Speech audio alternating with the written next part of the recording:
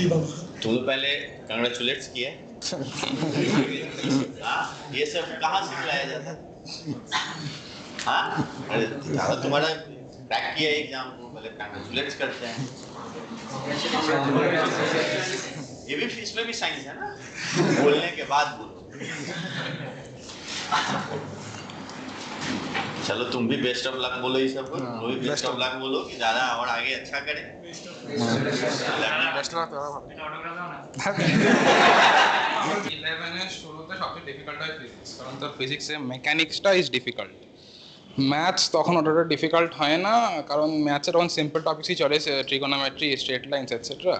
কারণ কেমিস্ট্রিতে কি হয়, তোর মার্কসগুলো খুব তাড়াতাড়ি আসে। তুই যদি কেমিস্ট্রি তাড়াতাড়ি করতে পারিস, তুই ওই টাইমটা ইউটিলাইজ করবি ইন ফিজিক্স ম্যাথস। ফিজিক্স প্রফেসরে যা সেটাই সলভ করেছি। ফিজিক্স আমি তোর এক্সিওনও করতাম, তোর ইরোডফ, পাথফাইন্ডার, ক্রোটফ করেছিলাম অ্যাট দ্য এন্ড অফ 12। আর কেউ বল বল বল বল, কোনো চাপ নেই।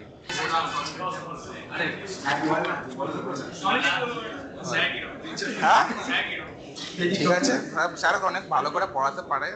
স্যার ভালো ভালো লেভেলটা রিচ করে, স্যার অনেক হাই লেভেলে গিয়ে পড়ায়।